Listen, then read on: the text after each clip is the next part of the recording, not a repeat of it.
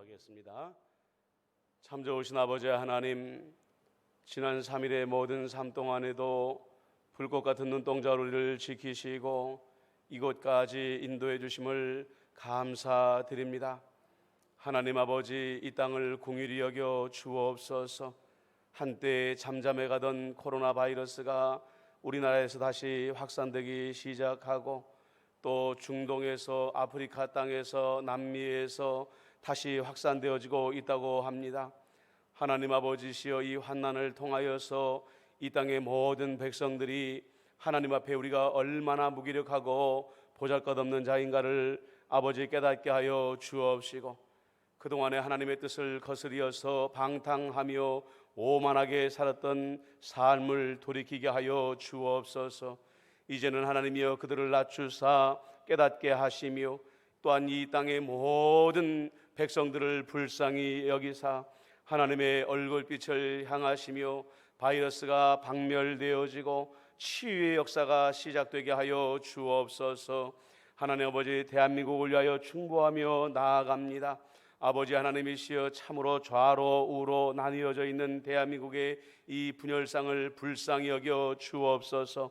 대통령으로부터 시작하여서 모든 정치 지도자들이 국민을 수단으로 이용하지 못하도록 저들의 마음 가운데에 겸비한 영을 더하여 주옵시며, 우리가 수가 많으니 우리가 옳다라는 오만 방자한 마음을 내려놓고 하나님을 두려워하며 백성들을 두려워하는 마음으로 겸손하게 정치를 행할 수 있도록 역사하여 주옵소서.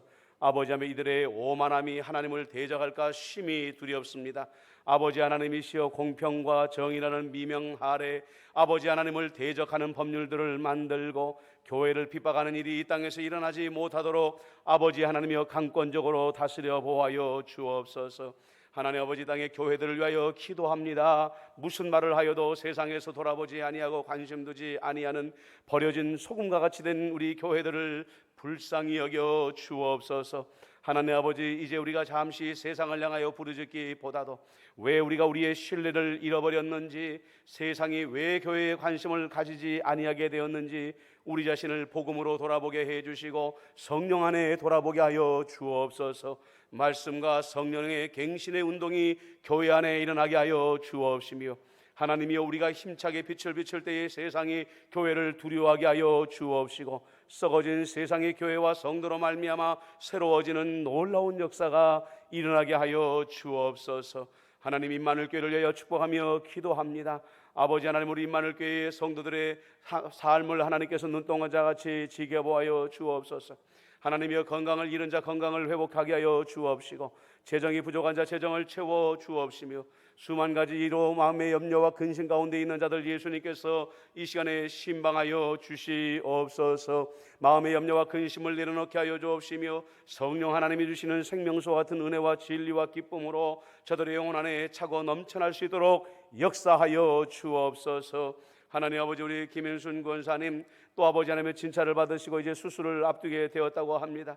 마음이 연약하여지지 아니하게 주시옵소서. 심령이 무너지지 아니하도록 하나님께서 강권적으로 붙잡아 주옵시고, 우리 예수님의 놀라운 능력으로 심령의 담대함을 더하여 주옵시며, 또한 좋은 의료진들의 손길을 통하 우리 예수님께서 역사하여 주심으로 말미암아 온전히 낫고 회복되어 주시도록 은총을 더하여 주옵소서.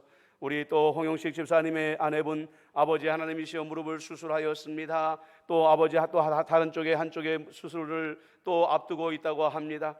아버지 하며 수술받은 한부가 속히 아물어지게 하여 주시옵시고, 또 새롭게 수술받을 때에도 하나님의 은혜 가운데에 완벽하게 수술받고 치유되어지는 역사가 있게 하여 주옵소서. 하나님 아버지, 우리 임마누엘교회 예배당의 문이 여전히 완전히 열리지 못하였습니다. 아버지 하나님이여, 성도들이 여러 가지 이유로 근심하며 오고 싶은 예배당에 오지 못하고 있는 가운데에 있습니다.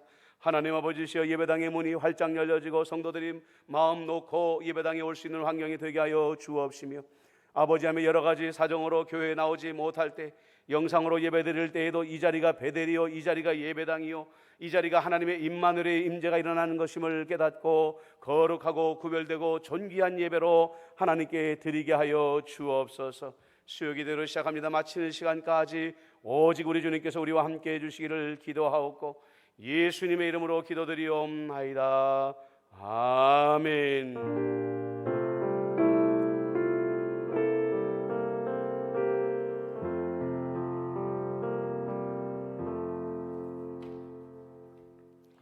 오늘 우리에게 주시는 하나님의 말씀은 신약성경 에베소서 6장 18절 말씀입니다.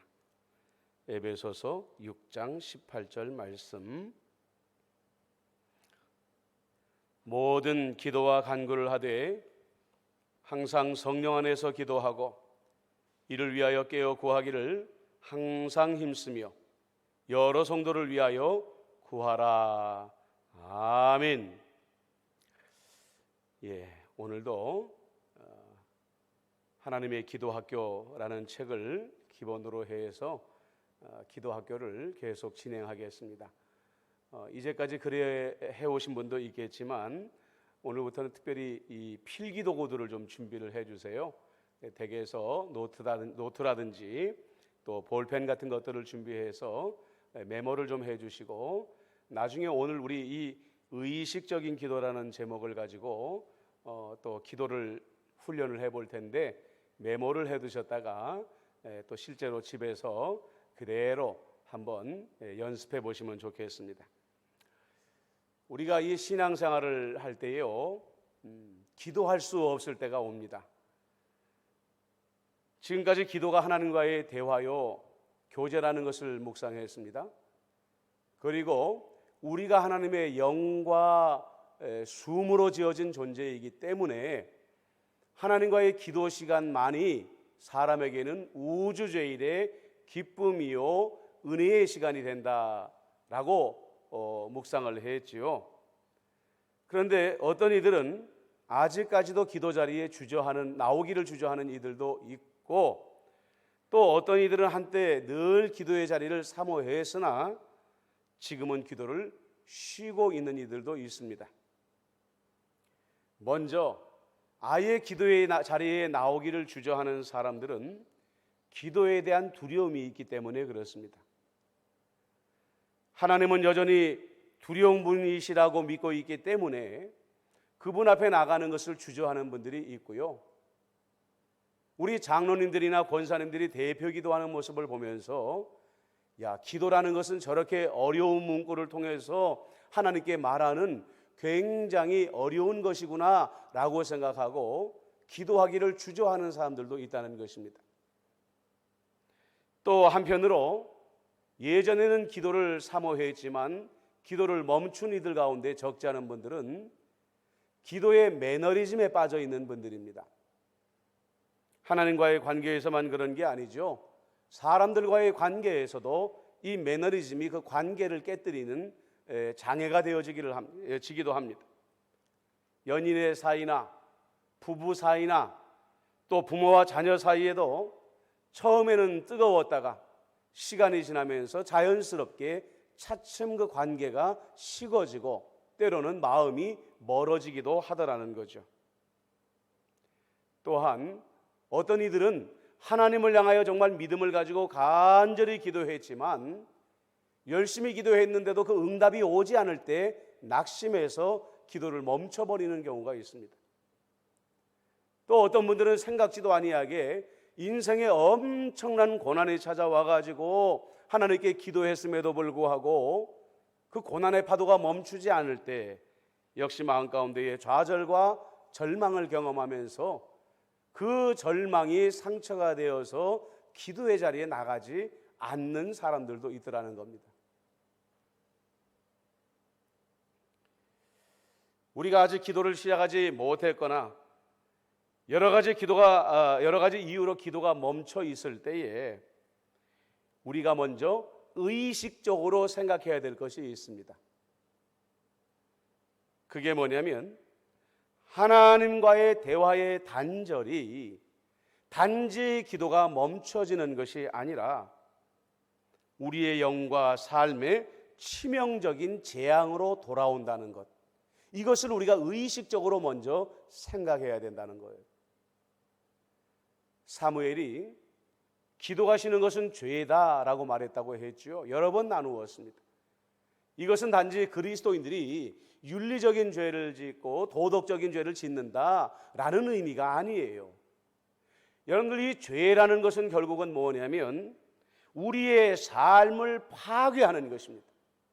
죄는 하나님의 심판과 하나님의 재앙을 불러서 우리의 삶을 파괴하는 거예요. 그러므로 기도를 쉬는 것은 하나님의 재앙을 부르고 하나님의 심판을 부르는 것이다 라고 경고하고 있다는 것이죠. 기도가 멈추는 그 순간부터 우리는 하나님의 생명에서 멀어진다고 했습니다. 기도가 멈추는 그 순간부터 우리가 하나님의 나라에 머물다가 옛적에 우리의 주인 행세하던 마귀의 영역으로 우리가 다시 돌아갈 수밖에 없다는 거예요. 기도가 하나님과의 의식적인 관계라는 것은 기도를 멈추면 재앙이 찾아온다는 것을 생각해내는 것이고요. 기도를 우리의 삶의 일부분으로 정착하도록 하기 위해서 그러므로 의식적인 노력을 해야 된다라는 것을 말하고 있다는 거예요. 그래서 구약에 보면 예수님 당시에도 유대인들은 3번씩 의무적으로 기도의 시간을 가졌다고 했습니다. 다니엘은 바벨론의 포로로 끌려가서 우상을 섬기라는 왕의 엄명이 있었고 하나님께 기도하지 말라는 엄명이 있었음에도 불구하고 의식적으로 예루살렘을 향하여 창문을 열어놓고 하루에 3번씩 기도했다. 목숨 걸고 의지를 가지고 의식적으로 기도했다. 왜냐? 바벨론 왕으로부터 당하는 재앙보다 기도를 쉬었을 때 하나님으로부터 받는 재앙이 더 두렵다라는 것을 의식하며 살았기 때문인 거예요. 다니엘서 6장 10절, 우리가 잘 아는 말씀이죠. 한번 같이 읽어볼까요? 다니엘서 6장 10절. 다니엘이 이 조서에 왕의 도장이 찍힌 것을 알고도 자기 집에 돌아가서는 윗방에 올라가 예루살렘으로 향한 창문을 열고 전에 하던 대로 하루 3번씩 무릎을 꿇고 기도하며 그의 하나님께 감사하였더라. 이렇게 말하고 있다는 겁니다. 바울은 하루에 3번의 기도로 만족하지 않았습니다. 성도들에게 오늘 본문 말씀에 나와 있는 것처럼 항상 기도해라, 이렇게 우리에게 권면하고 명령하고 있습니다. 그래서 중세 교회의 수도원에서는요, 예수님의 기도를 본받고 바울의 권면대로 하기 위해서 법정 시간들 혹은 성무 일도라는 제목으로 하루에 7차례씩은 수도사들이 반드시 기도의 시간을 갖도록 규정하고 있었다는 것입니다. 오늘날 우리 그리스도인들은 기도를 의식적으로 하려고 생각하지 않죠. 문득 생각날 때마다, 필요할 때마다 기도하려고 한다는 거예요. 잊어버리면 영영 기도하지 아니하고 신앙생활하는 이들도 상당수가 있습니다. 성도들은 기도가 우리 주님께서 우리에게 주신 은혜의 통로다 의식해야 됩니다. 거룩한 의무다라고 자각해야 되는 거예요. 그래서 의식적인 기도의 자리에 나가야 된다 말하고 있는 겁니다. 자, 그러면 이 의식적인 기도는 그 첫걸음을 떼기 위해서 무엇이 필요할까? 내 의지를 앞세우는 것이 아니라 말씀과 그 말씀에 나타난 약속을 의지해야 된다는 거예요. 하나님의 말씀은 기도의 초보자들이 생각하는 것처럼 하나님이 두려운 분이시거나 기도가 어려운 것이 아니다라고 분명히 말씀하고 있어요. 그리고 우리가 어떤 역경의 자리에서 때로는 좌절하고 하나님께 실망했다 할지라도 기도만이 유일하게 그 역경에서 벗어날 수 있는 길이라고 우리에게 가르쳐주고 있다는 거예요.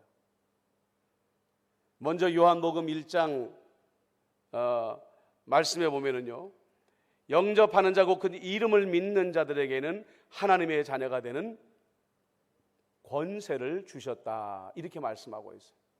영접하는 자 곧 그 이름을 믿는 자들에게는 하나님의 자녀가 되는 권세를 주셨다.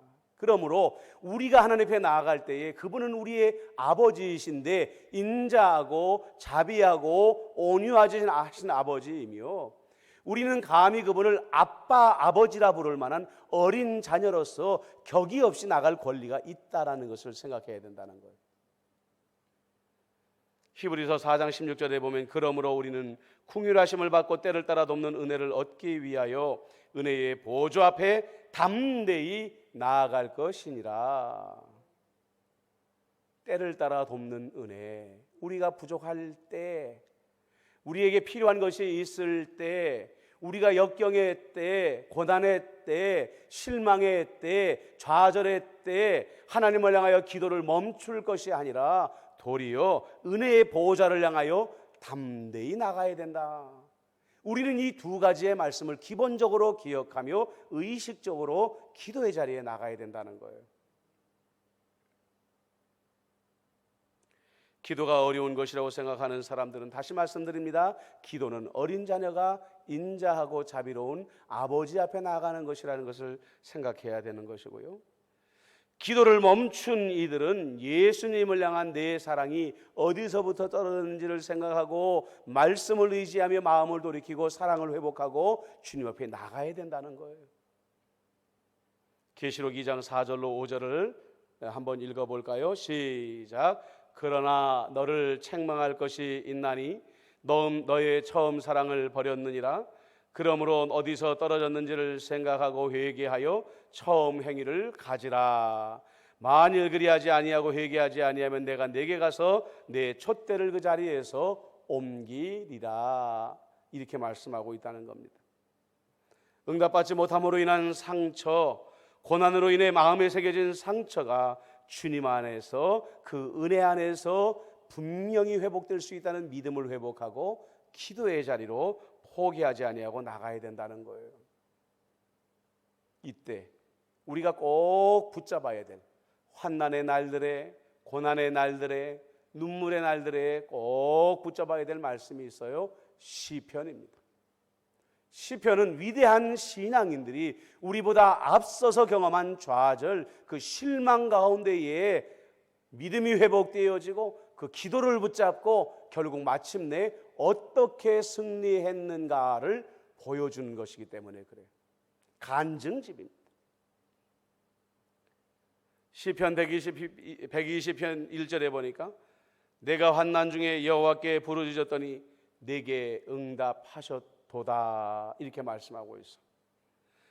또한 시편 46편 1절로 3절에 보니까 하나님은 우리의 피난처시요 힘이시니 환난 중에 만날 큰 도움이시라.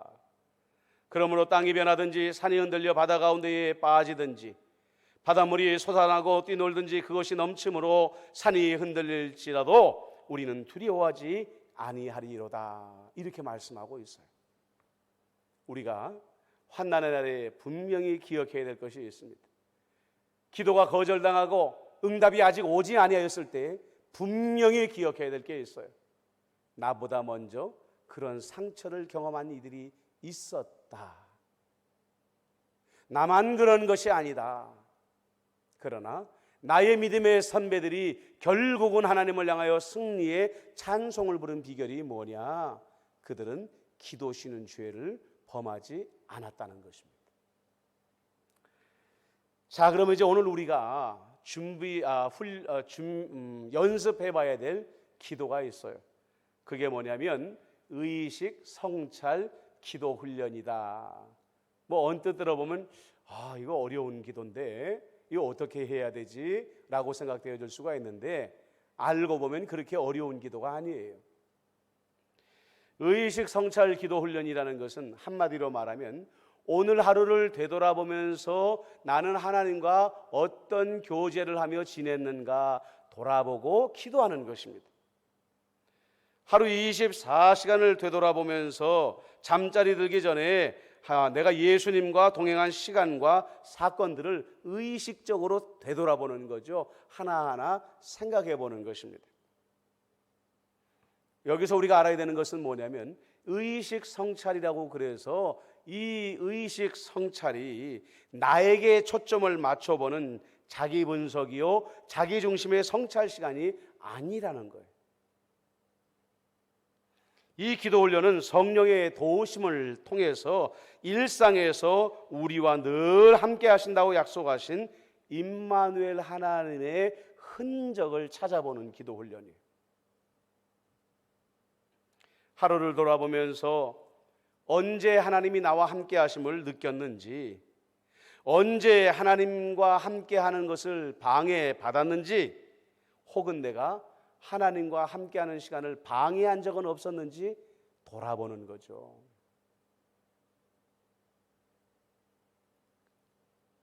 의식 성찰은 하나님의 빛 안에서 우리 자신을 알아감으로 우리 속 사람을 강건하게 하고 더 나아가서 하나님을 더 많이 알아가는 시간이에요.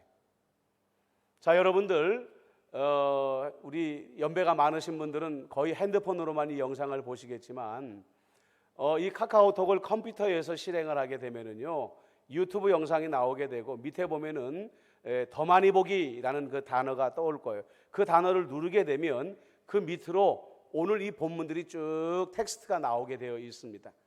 자, 그 텍스트의 맨 마지막 그 면에 보게 되면은요, 이 의식 성찰 기도를 어떻게 구체적으로 할 수 있나 하는 본문이 나오게 됩니다.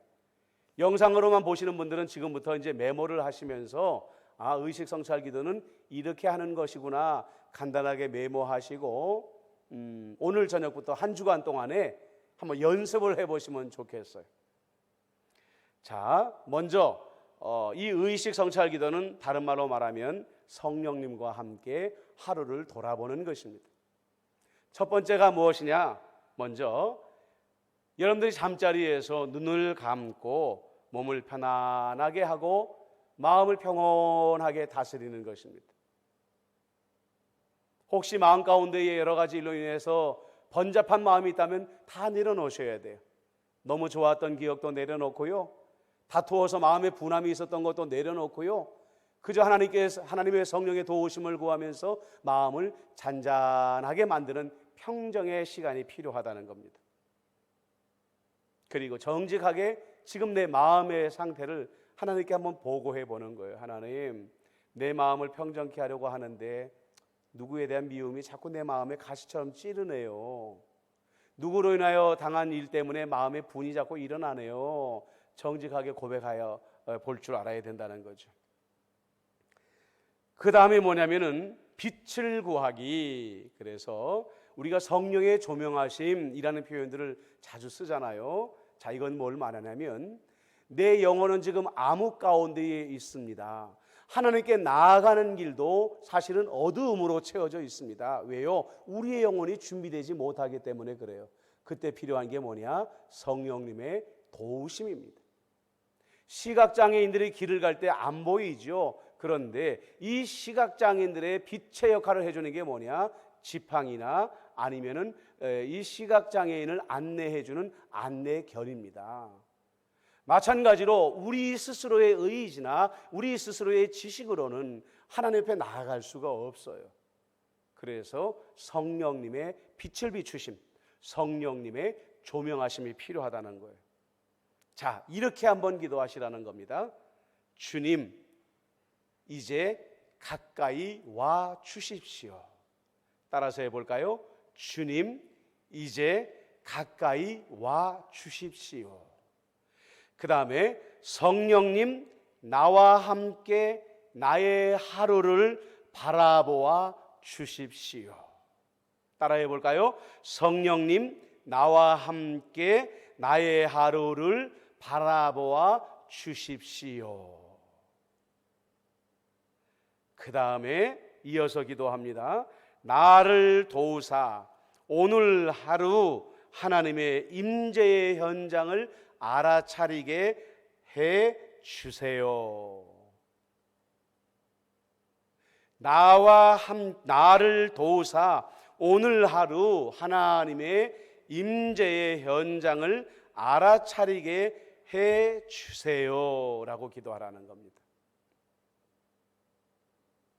근데 사실 여러분들 어때요? 우리는 너무 일찍 일어나서 너무 분주하게 하루를 지내면서 임마누엘 하나님과 내가 지금 현재 동행한다는 것을 의식하지 못하고 지낼 때가 굉장히 많잖아요.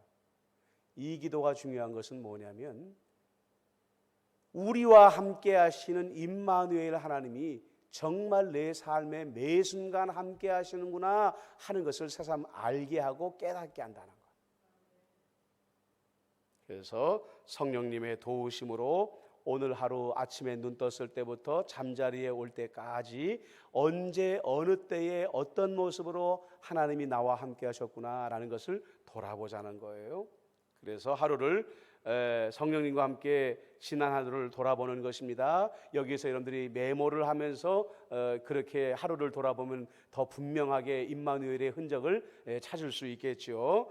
저녁 식사부터 잠자리까지, 점심 식사부터 저녁 식사 전까지, 일어나면서부터 점심때까지 성령님께서 나로 하여금 보게 하시는 사건과 만남, 나의 생각과 말, 나의 행위와 태도, 내 속의 갈망, 위로, 고독 등을 돌아보면서 자, 다음에 세 가지의 질문을 가지고 의식적으로 생각해 보자는 것입니다. 첫째가, 나는 오늘 언제 하나님이 함께 하심을 느꼈나? 나는 오늘 하루 언제 하나님이 함께 하심을 느꼈나? 연습해 보세요. 오늘 아침에 눈 떴을 때부터 지금 예배당에 오신 분들, 아니면 각자의 가정에서 이 영상을 보고 있는 분들, 눈 떴을 때부터 지금까지 요 순간에 하나님이 나를 도우셨네, 내가 함께 하시다는 것을 느끼게 하셨네, 그런 경험이 있었는지를 성령님과 함께 돌아보셔요.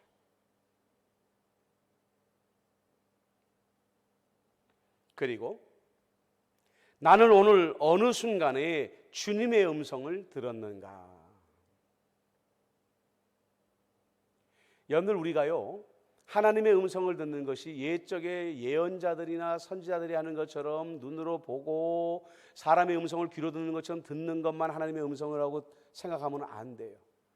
하나님의 음성은 우리의 오감을 통해서 들을 수 있다는 것을 알아야 돼요. 짐승을 통해서도 말씀하시고, 사람을 통해서도 말씀하시고, 환경을 통해서도 말씀하시고, 때로는 음식을 통해서도 말씀하시고, 공기의 흐름을 통해서도 말씀하시고, 기상을 통해서도 말씀하시는 그 하나님은 우리의 오감을 동원해서 들을 수 있다는 것을 알아야 돼요. 자, 그런 경험이 여러분 안에 있었는가 점검해 보자는 거죠. 그리고 마지막, 나는 오늘 어느 순간에 주님의 음성을 거부했는가? 여러분들, 이거 굉장히 중요합니다. 제가 늘 여러분들에게 말씀을 드리지만 우리나라에서 오랜 세월 동안 행해졌던 성경 공부, 제자 훈련, 일반화시켜서 말할 수 없지만 가슴이 아픈 건 뭐냐면 대부분 실패로 끝났다는 거예요. 왜 그 대한민국의 전 세계 어떤 교회보다도 가장 열정적으로 행해지던 성경 공부와 제자 훈련이 실패로 끝나게 되었는가? 아는 것을 만족시켜주는, 알고자 하는 욕구를 만족시켜주는 것으로 성경 공부와 제자 훈련이 끝났기 때문에 실패한 거예요. 성도들을 도리어 교만하게 만들므로 말미암아 하나님의 말씀을 저들이 순전하게 받지 못하도록 만드는 성경 공부와 제자 훈련이 도리어 장애물이 되어버리고 말았다는 거예요. 그런 생각해 본 적 없으세요? 그러므로 진짜 제자 훈련은 뭐냐? 순종하는 훈련이에요. 여러분들, 우리는요 실패하고 나서 하나님을 원망합니다. 하나님, 내가 기도했는데 왜 응답 안 하셨어요? 하나님, 내가 기도할 때 길을 보여달라고 기도했는데 왜 길을 안 보여주셨어요? 우리 하나님 원망하죠. 그런데 그 원망을 시간이 지나고 면밀히 한번 여러분들이 관찰하고 분석해 보세요. 정말 하나님이 말씀 안 하셨기 때문에 내가 실패했을까? 정말 하나님이 돕지 않았기 때문에 실패했을까? 여러분들, 100% 그것이 틀렸다는 것을 알게 될 겁니다. 왜냐? 하나님은 분명히 우리에게 말씀하셨고 하나님은 분명히 나를 하나님의 방법으로 도우시려고 했음에도 불구하고 때로는 우리가 둔감해서 그 음성을 듣지 못해서 다른 길로 갔고, 하나님이 말씀이라는 것을 알면서도 내 욕심의 눈이 어두워져서 그 음성을 듣지 아니하고 불순종했기 때문에 망한 거예요.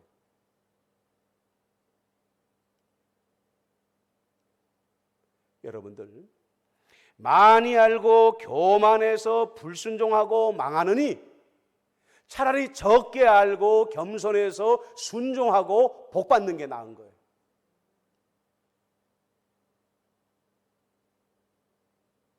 성경을 100번 읽은 것이 내 인생의 자랑이 됐는데 그 자랑이 올무가 되어져 가지고 정작 순종할 때 순종하지 못하고 불순종하면 성경 100번 읽은 그 공로가 그 사람에게는 화예요. 산기도를 나가고 성령을 경험하고 예수의 얼굴을 직접 배웠고 하늘의 은사를 경험했는데 그 경험이 올무가 되어져 가지고 교만해서 정작 삶의 작은 것을 순종하라고 말씀하시는 세미한 성령님의 음성을 듣지 못해서 넘어진다고 한다면 그 놀라운 경험이 그 사람에게는 올무이고 그 사람에게는 장애물이지 아무것도 자랑거리가 될 수 없다는 거예요.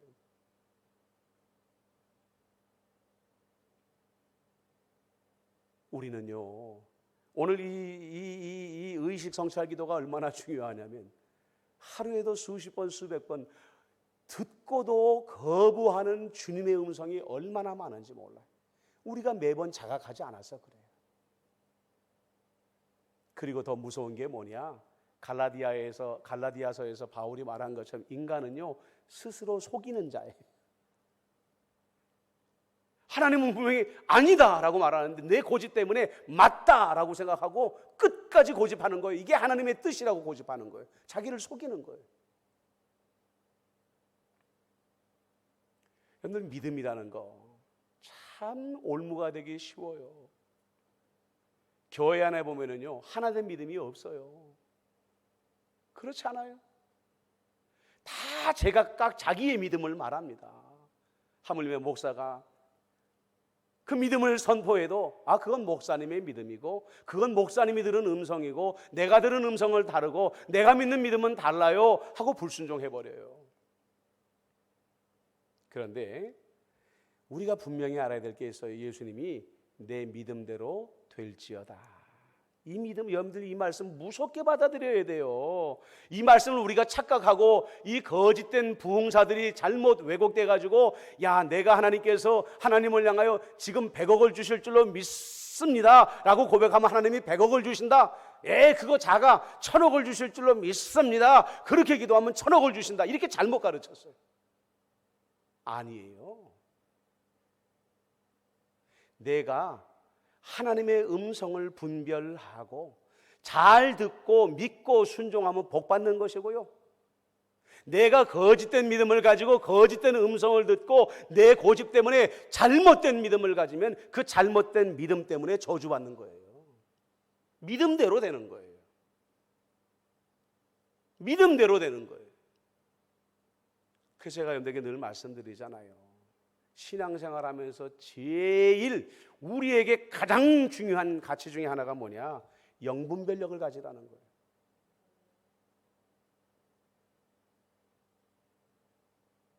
바울도 고린도전서에서 강조한 게 뭐냐? 분별력을 가지라는 거예요. 요즘에는요 교회 안에도 일치된 믿음이 있어야 되는데 제각각의 믿음들이 얼마나 많은지 몰라요. 그러니까 불순종의 아비인 사단이 역사하기 얼마나 좋은 환경인지 몰라요. 여러분, 분명히 생각하십시오. 주님은 말씀하셨습니다. 응답하셨습니다. 그러나 둔감해서 듣지 못하거나 내 고집이 너무 강하고 내 탐심이 너무 강해서 나도 모르는 사이에 그 음성을 거부할 때가 많다는 것. 그래서 매일매일 이런 의식 성찰의 기도를 드리지 못하면 1년이 지나고 몇 년이 지나가게 되면 나는 주님과 전혀 다른 길에 서 있을 수 있다는 것. 의식성찰 기도가 얼마나 중요한가 알 수가 있는 거죠. 정리해 볼게요. 자, 세 가지를 기도해야 됩니다. 의식적으로 돌아봐야 됩니다. 나는 오늘 언제 하나님이 함께 하심을 느꼈는가? 나는 오늘 어느 순간에 주님의 음성을 들었는가? 나는 오늘 어느 순간에 주님의 음성을 거부했는가? 굉장히 중요한 것. 굉장히 중요한 것. 자, 그 다음에 이제 우리가 생각해야 될 게 뭐냐면은, 진행해야 될 게 뭐냐면, 성찰한 것을 기도로 말씀드리는 것입니다. 성찰한 것을 기도로 말씀드리는 거예요. 자, 이렇게 하면 된답니다. 나의 마음과 생각 속에 떠오른 감사와 슬픔, 변화와 의지를 표현하십시오. 감사는 뭐죠? 동행하신 하나님이 생각날 때 감사하게 되겠죠. 슬픔은 뭐죠? 주님이 말씀하셨음에도 내가 이렇게 거절했구나. 하나님이 나를 만나러 오셨을 때 내가 그 만남을 방해했구나 생각하면서 죄책의 슬픔을 느끼라는 거죠. 자, 예수님 모든 것이 주님으로부터 온 선물입니다. 기도하셔야 되고요. 힘을 더 주십시오. 지혜와 능력을 주십시오. 기도해야 되고요. 자, 세 가지로 하나님께 기도해야 된답니다. 오늘 주신 선물들 무엇들로 인해 감사와 찬양을 주님께 드립니다. 여러분들 이거 굉장히 사소하고 작은 것들일 수 있어요. 우리가 평소에 놓치기 쉬운 감사의 조건들일 수 있어요. 이것들을 우리가 의식 성찰 기도를 하게 되면 성령님이 보게 하시고 깨닫게 하신다는 거예요. 두 번째는 뭐냐면 나의 아픔, 연약한 이것을 치유해 주시기를 바랍니다. 내 안에요 엄청난 아픔들이 있어요. 삶이 고난이라 사람들로부터 받는 상처들, 실패로 인하여 겪는 좌절들, 여러분들 우리의 이 마음의 곳간에 이런 상처들이 얼마나 많이 쌓여 있는지 몰라요. 그런데 이 상처가 성령의 조명 안에 들어가면 녹아져서 없어져 버리게 되는 것이고요.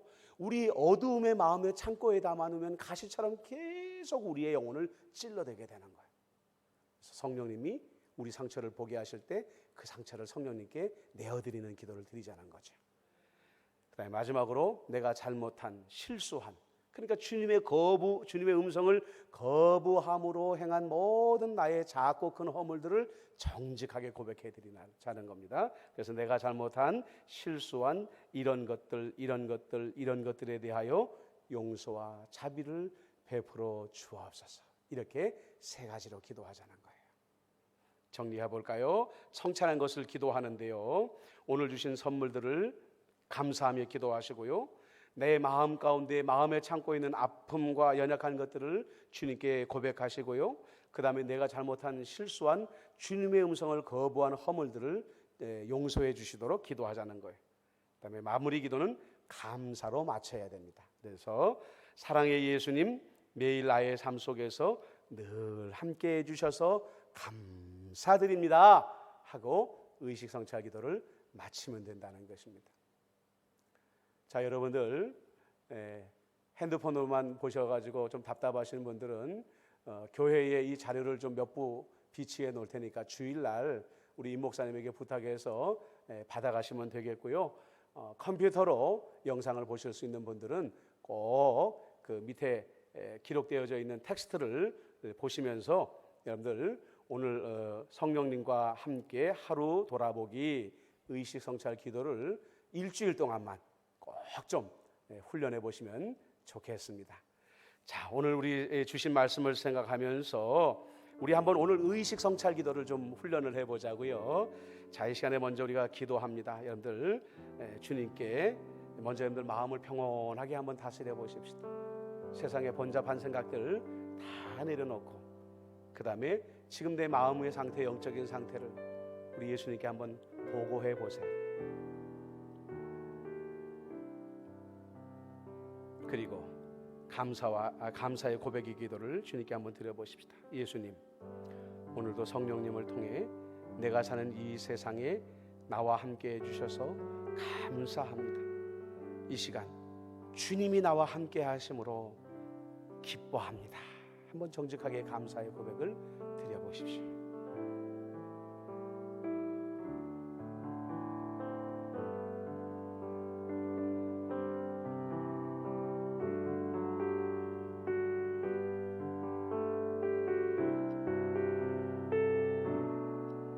이제 이어서 우리가 기도합시다. 내 영혼은 스스로 하나님을 찾아갈 능력이 없습니다. 성령님이 빛을 비춰주셔야 돼요. 성령님의 조명을 구하는 기도를 드립니다. 주님, 이렇게 기도하세요. 이제 가까이 와주세요.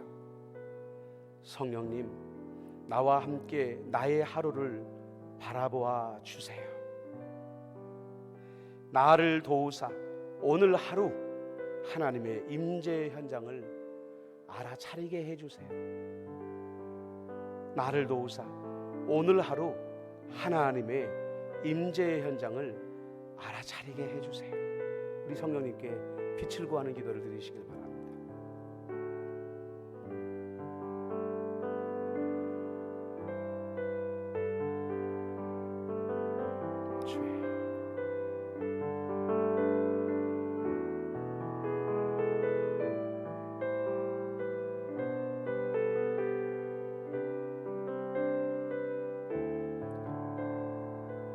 이제 여러분들 기도한 대로 성령님과 함께 짧은 시간이지만 기상에서 지금까지 한번 돌아보시기를 바랍니다.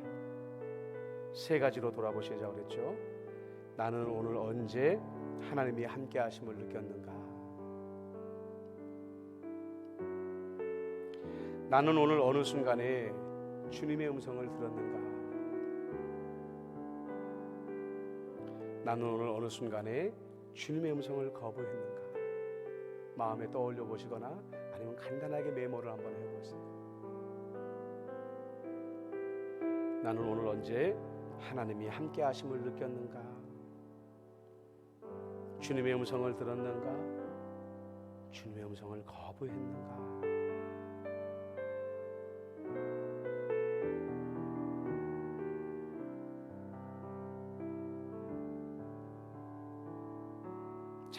이제 여러분들이 성찰한 이 세 가지를 가지고 하나님께 기도로 나아갑니다.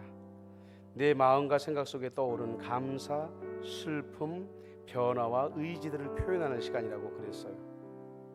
이렇게 기도하십시오. 예수님, 모든 것이 주님으로부터 온 선물입니다.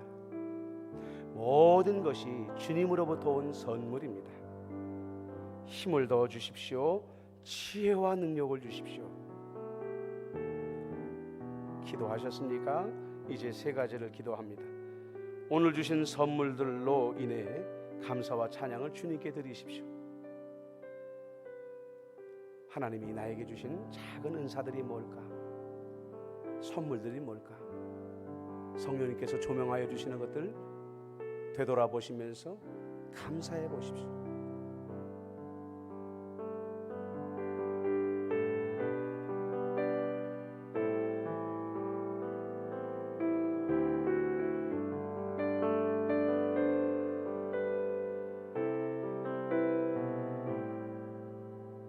두 번째로, 지금 여러분들의 마음의 창고 안에 갇혀있는 아픔과 그 연약함들, 주님 앞에 부끄러워하지 마시고 성령님의 도우심으로 용기를 얻어서 주님께 정직하게 고백하십시오. 주님, 이 상처와 이 연약함들을 치유하여 주옵소서. 나로 숨 쉬며 살게 하여 주옵소서. 여러분들 한번 정직하게 고백하시길 바랍니다.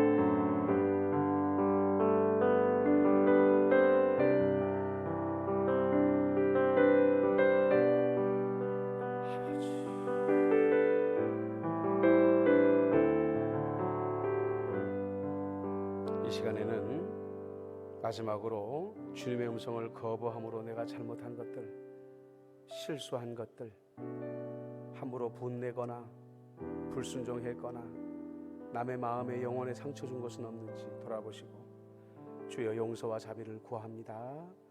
우리가 한번 마지막으로 한 번 더 기도합니다. 주여.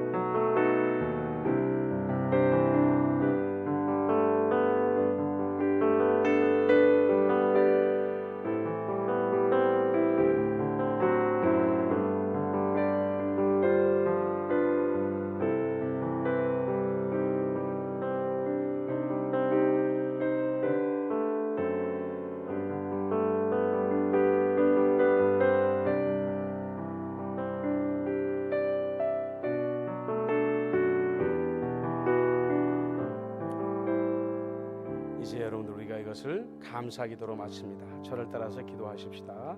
사랑의 예수님, 매일 나의 삶 속에서 늘 함께 해주셔서 감사드립니다. 아멘. 여러분들 이렇게 한 주간 동안 꼭 매일매일 연습해 보십시다. 이어서 우리 기도하십시다.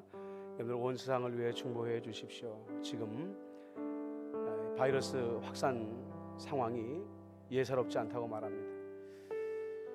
우리나라도 지금 K방역해서 많은 나라의 주목을 받았는데 오늘도 지금 50명 이상의 감염자가 다시 나왔습니다. 교회 문을 열었던 그 교회들도 제가 어저께 몇몇 분 목사님들을 만나보니까 교회 학교를 열었다가 다시 닫고 또 새벽 기도회를 열었다가 다시 닫는 참 가슴 아픈 이야기들을 듣게 되었습니다. 여러분들 하나님이 재앙이 빨리 온 세계에서 떠나가게 해주세요. 여러분들 기도해 주시고요. 이어서 우리 나라를 위해서 기도해 주십시오. 정치 판도가 너무 한쪽으로 기울어져 버렸어요. 한쪽이 좀 견제할 수 있는 그런 정치 구도가 이루어져야 가장 좋은데 너무 많은 수가 지금 한쪽에 치우쳐 있어서 우리나라의 정치 지형이 한편으로 기울어 버리는 것은 아니지 심각하게 두려움이 있습니다. 대통령도 예수 믿는 사람이고 수많은 국회의원들 예수 믿는 사람들인데 하나님 오만하지 말고 교만하지 말고 사람의 뜻에 합당한 법률을 만드는 것이 아니라 하나님을 경외하며 하나님을 위한 법률들을 제정할 수 있게 해달라고 강력하게 중보기도해 주시기를 바랍니다. 오만하게 상대방을 밀어붙이고 또 오만한 행위로 말미암아 새로운 적폐가 되어져서 후일에 또 몇 년 전에 겪었던 그런 전국의 혼란을 겪는 그런 불상사가 일어나지 않게 해달라고 여러분들 이 나라를 위해서 기도해 주시면 고맙겠습니다. 여러분들 교회가 잠들었습니다. 아니 어떻게 보면 사망 선고를 받은 것 같이 대한민국에서 존재감이 없는 안타까운 일이 일어나고 있습니다. 교회가 살아나야 됩니다. 오직 말씀과 성령으로 살아나야 됩니다. 이 땅의 목회자들을 깨워주시고 장로님들이 깨어나게 해주시고 성도가 변화되게 해달라고 이 땅의 교회들을 위해서 중보기도해 주시기를 바랍니다. 우리 온 세상과 우리 나라를 위해서 함께 중보기도로 나아가겠습니다.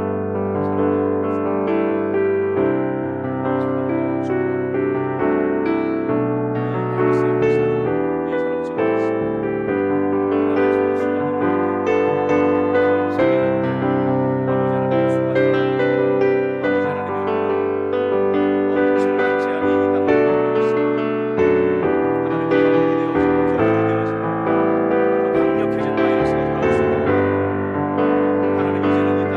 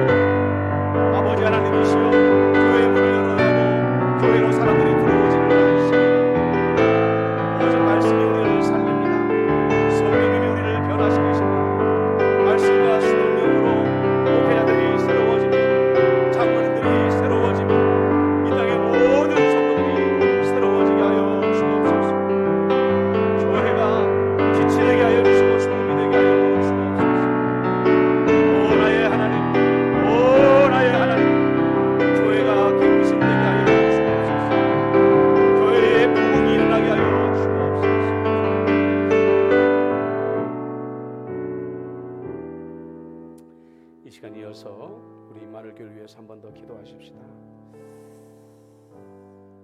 정말 우리 교회를 생각하면 눈물이 나고 너무 안타까워서 가슴을 치고 기도할 수밖에 없습니다. 이제 4개월이 되어 가는데 언제 예배당의 문을 온전히 열 수 있을지 기약이 없죠. 하나님의 기적 말고는 방법이 없습니다. 특히 우리 빌립에서도 젊은 세대들이 너무 오랜 시간 예배를 나오지 못하고 있어서 안타깝기 그지없습니다.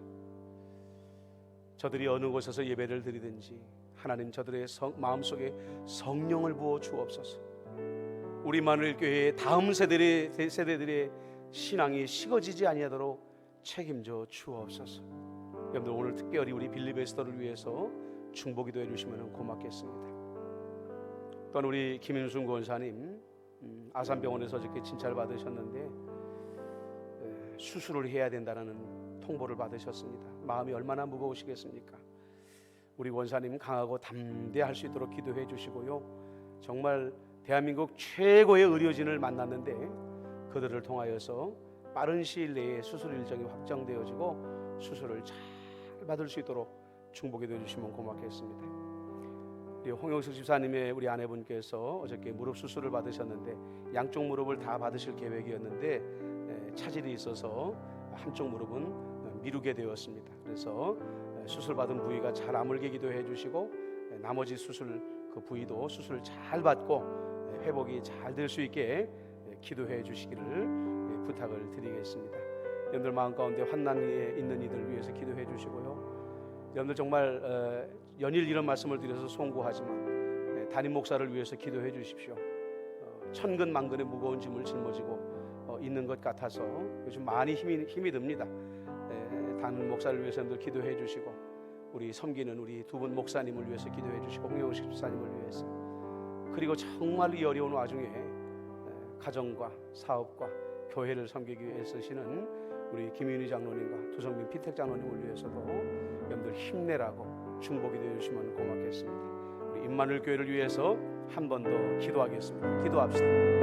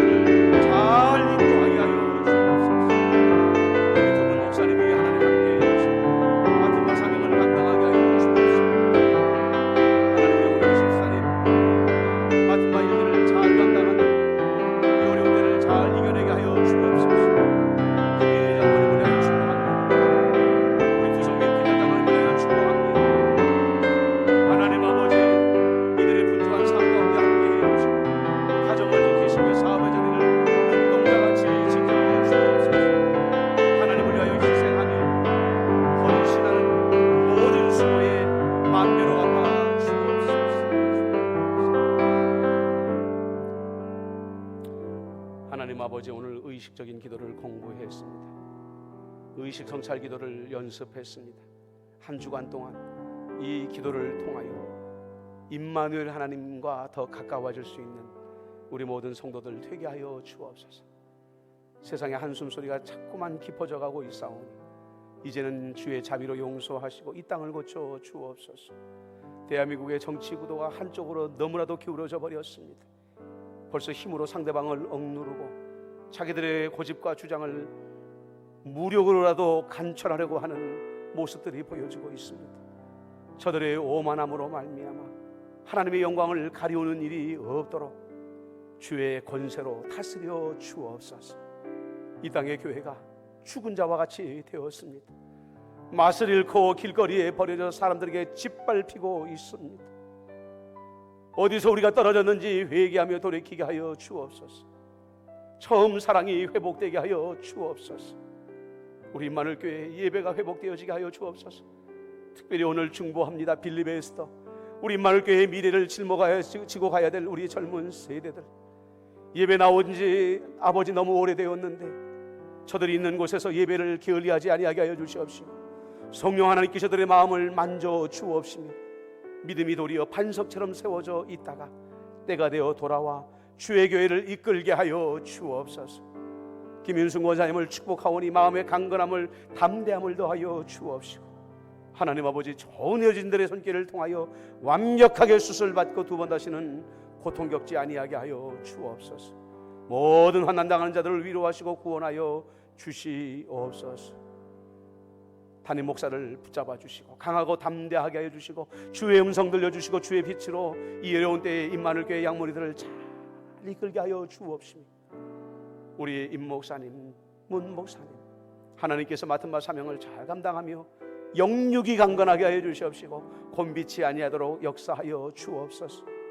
하나님, 우리 홍영실 집사님을 붙잡아 주시옵시고 맡은 바 사명 잘 감당하게 해 주시옵시고 아내분으로 인하여 염려하지 아니하도록 책임져 주옵소서. 김윤희 장로님, 두성민 비택 장로님, 어려운 중에도 어려운 사업체를 이끌며 가정을 돌보며 눈물을 흘리며 교회를 위하여 중보하고 있사오니 저들의 헌신을 기억하시고 저들의 희생과 손해를 기억하시고 만배로 갚아 주옵소서.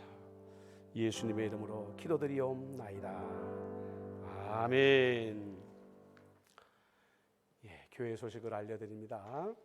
교회 소식이라는 건 별다른 게 없고요. 우리 감염병이 다시 확산되어지고 있습니다. 특별히 우리 연배가 많으신 분들 많이 계시는데 절대 방심하지 마시고요. 일단은 그저 외출을 자제하시는 게 좋겠어요. 사람 많은 곳에는 절대 가지 마시고요. 마스크 잘 착용하시되 마스크 절대 만지면 안 됩니다. 표면을 절대 손으로 대지 마시고요. 손소독 열심히 하시고 사람들과 대화할 때도 가급적이면 1m 이상의 거리를 두시고 대화를 하셔서 개인 위생에 철저히 하시길 바랍니다. 그리고 또 한 가지 좀 당부의 말씀을 드리는 것은, 조금이라도 미열이 있거나 방송에서 나오는 코로나19 감염된 그 증상이 보일 때에는 예배당 예배는 삼가하시는 게 좋을 것 같습니다. 그래서 개인 위생을 잘 점검하시고 우리 임마누엘 교회 예배당에서 우리 감염이 일어나지 아니하도록 적극적으로 협조해 주시면 고맙겠습니다. 주일 예배와 수요일 예배는 회복이 되어졌고요. 특별한 어떤 그 심각 사태가 벌어지거나 하기 전에는 이대로 주일 예배와 수요 예배는 드리도록 하겠습니다. 영상은 1시 반에 늦지 않게 꼭 올리도록 그렇게 하겠고요. 계신 곳에서 우리 교회의 다른 예배와 교회 학교 예배도 회복될 수 있도록 중보해 주시면 고맙겠습니다. 헌금은 주보에 기록된 곳으로 보내주시면 고맙겠습니다. 주기도문으로 예배를, 수요기도회를 마치겠습니다.